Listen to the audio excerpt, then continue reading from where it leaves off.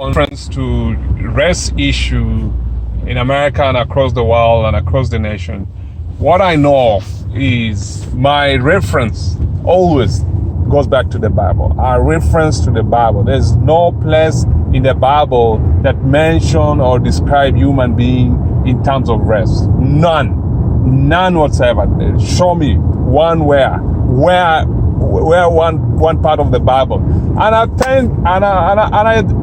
believe that God is super smart. And I'm telling you, God is super smart. It doesn't describe people in terms of race. That is idolizing, that is demeaning people. And God has never demeaned human beings. He has never. There's no way that God has ever demeaned the looks or how somebody. Nowhere. I mean, you know, it's a human thing. It's a human creation. And I'm glad that people like Kokun, one of the Harvard professors who is late right now, I think was born in 1904, is I don't know, until 2006 is he lived that long. So that's not the point. The point is that people like him, if he was mentioned to be a Christian, I'm sure he would have made Christianity look so bad, you know.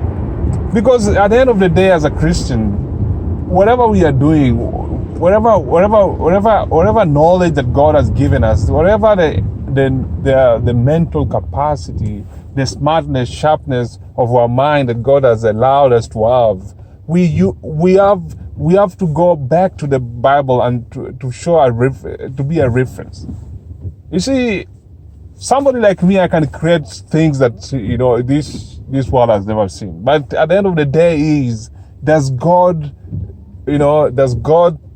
see that as you know? Does it amplify the Bible? Does it go beyond what the Bible is teaching? I think that's the most important thing. Bible has never described race. It has never described race. It only described tribes and languages, and that's God's creation. Tribes and languages, you know, it was never created tribes and languages so that.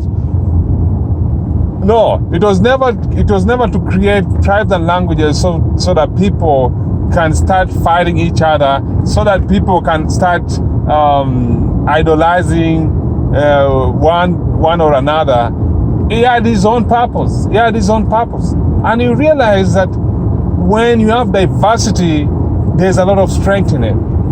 There's a lot of strength in diversity. I'm telling you. Where there's diversity, God was super smart, innovative. You see how nations that have a lot of diversity are so innovative. Because you don't sit down with only one mindset. One mindset destroys all. I'm telling you, I've seen businesses around that has been there. They have come in with a mindset. They have really good invention. One invention, and then they stick with that invention. In the next 10 years, man, it becomes obsolete and it's dead. There's no innovation. And most of those companies are those companies ran down by the old age. You know, they still live in the old age. They don't innovate. They don't bring in new people, new mind, new mindset, new people with new ideas, you know. People who can see beyond what is there, you know. I mean, if you bring somebody of a different tribe and you bring him into you know, like me, I really appreciate my diversity in terms of where I was brought up. I was brought up in a very diverse environment. We live with Indians. We live with mixed color. You know, we live with different tribes.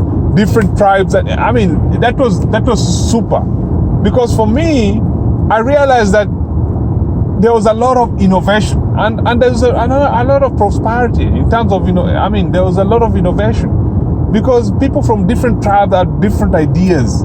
It's not like one idea. So different ideas, and then bringing those ideas together, you create something with perfection. And that's God's way of doing stuff. And that's God's way of doing things. And God is so perfect in terms of how human beings have to go beyond today, how they have to live beyond today, and God was so smart, and he knew, and God knows, he knows human beings so well. He knows human beings so well, it's like, rest is basically saying, my rest, and you are rest. No, that's a total division. But tribes is an appreciation that we come from a different background. Tribal. Oh, my tribe, your tribe, and and your language. Oh, yeah, I think I like your language. I think I like what your tribe is doing. I think I like some customs in your tribe, and we bring them to perfect the things of this world. We perfect our environment through diversity, and diversity is so special. And that's why America is so great. It's one of the best countries. It's an example to the rest of the world that diversity is strength.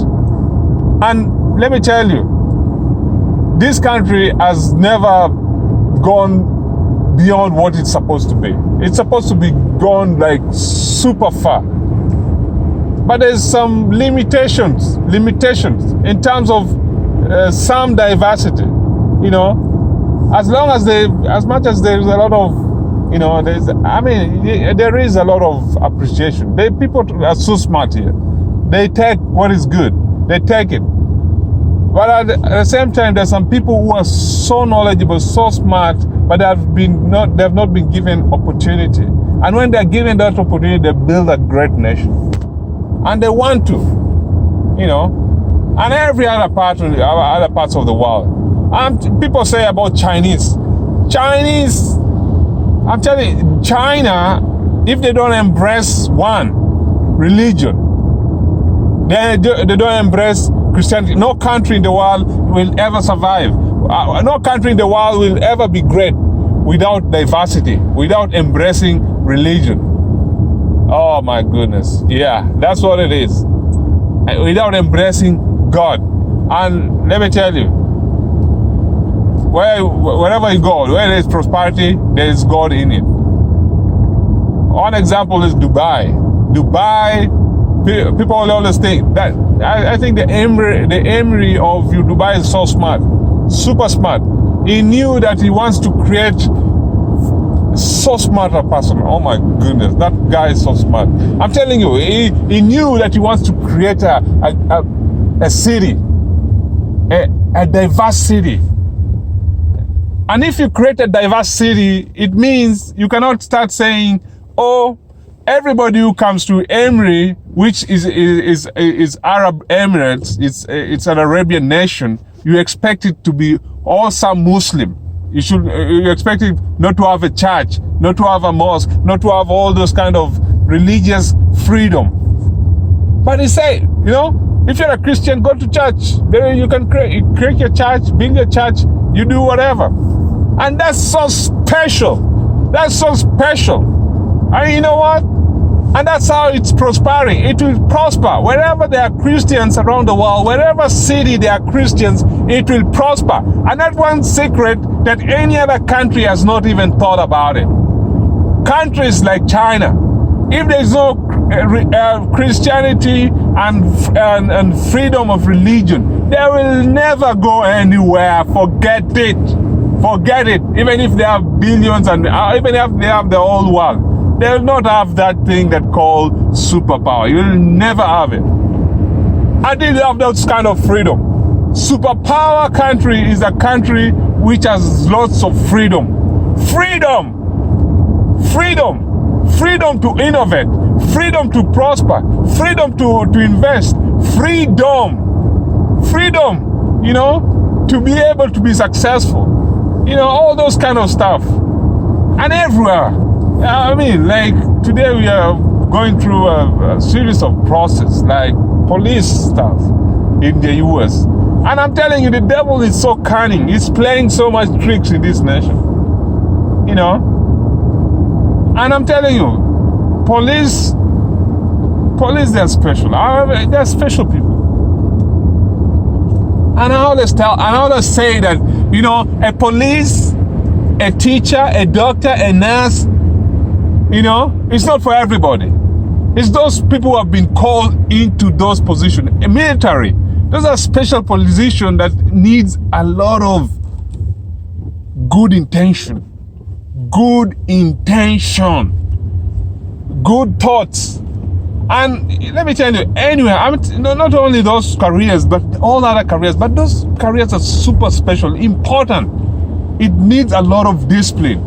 And it's natural. It should come natural. That's what I'm saying. Anyone that is working in a whatever place, it's not a career. Believe it, it's not a career.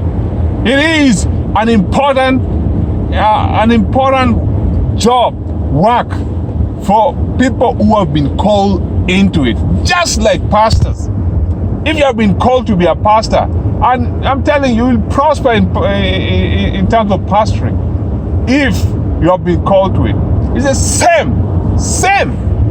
same everywhere. I mean, let me tell you, I'm speaking from my heart. It's so important, and countries start to understand how important, diversity is. Diversity through tribes and languages. It is something that we should be celebrating. It's not something that we should be killing each other for. No, we should not be killing each other because of tribes and languages. In fact, we should. I'm telling you, because I know I come from a running tribe. But my school, the school I came from, the school I was brought up in, it has so much diverse. I mean, from my tribe, you could not play as the best soccer as some other tribe. Every tribe has some really good things in them. They could play very good football, and for a school like mine, they needed that kind of stuff. They needed a really good. They needed really good footballers, but they cannot find it from our tribe. They could only get good runners from our tribe. But diversity brings a lot of good stuff. It brings a winning team, a winning combination. It should not be used as a weapon or whatever it is. I'm telling you, this world is enough for every person, minus the greedy ones. It's enough. The world is enough for everyone, for animals, for people, for races, for tribes, whatever it is. This world is enough. There is enough for everyone. People should not be agitating for whatever. It is enough as long as the world put God first. As long as they'll be striving. If we don't put God first, we will be striving. That's how it is.